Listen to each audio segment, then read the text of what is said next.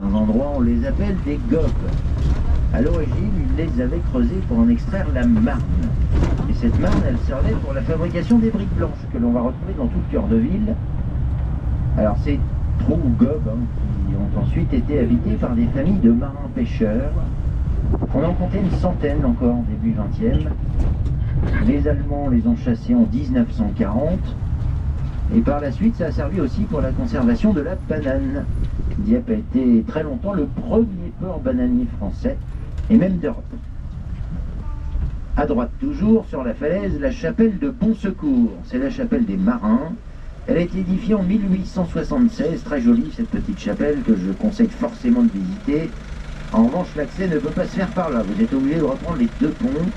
Ceux qui aiment marcher, le parcours à pied est sympa. Vous avez un escalier qui longe la falaise d'assez près.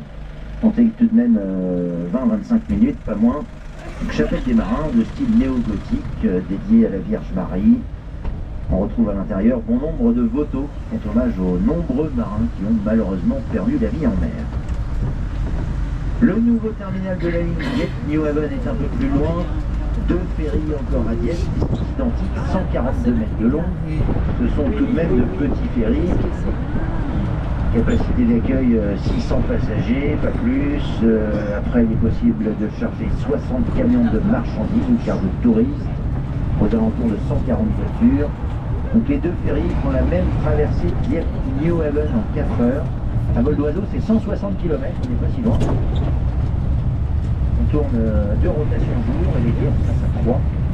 Ce qui est sympa, c'est d'aller jusque Brighton, New Haven. Il n'y a pas grand chose, Brighton est 10 km plus loin. Ville assez sympa qui bouge, Brighton.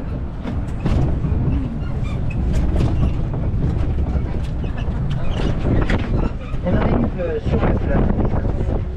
On a un grand espace, 8 hectares de pelouse.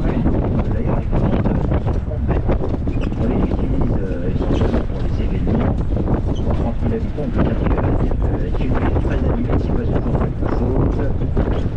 La foire s'installe chaque année une quinzaine de jours, il y a des événements qui se succèdent essentiellement sur la période d'été. Tous les 2 ans est organisé le festival national des cerfs-volants. Les cerfs-volants, on entend très souvent parler de Berck, le festival est très bien, mais la capitale des cerfs-volants, c'est Dieppe. Ça a lieu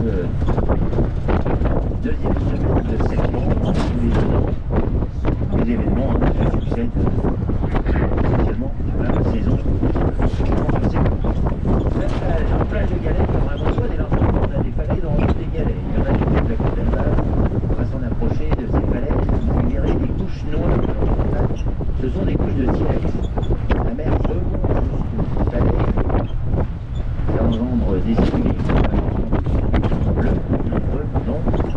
Et donc ces couches de silex sont brûlées par la mer. Avec le temps, bien finir par devenir tout simplement des galets.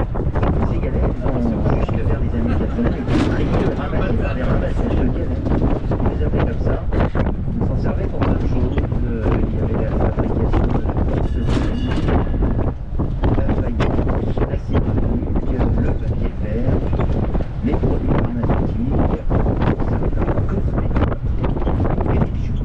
Métier à l'époque très qui était exclusivement réservé aux femmes. Elles avaient de grands blocs, les galets. Ça a été relaté à pied, métier de ramasse de galets.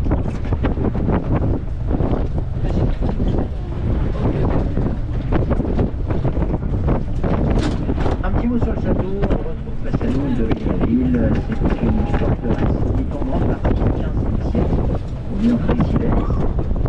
Les cours intérieurs sont plutôt enchantés de sous-bois de bois.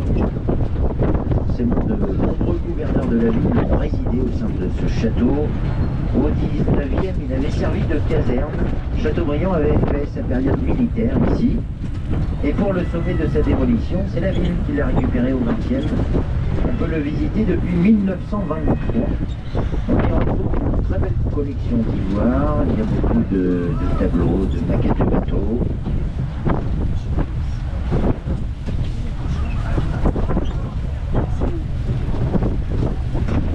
Au passage, le casino, c'est le 5e celui-ci reconstruit à Dieppe, casino du groupe Partouche.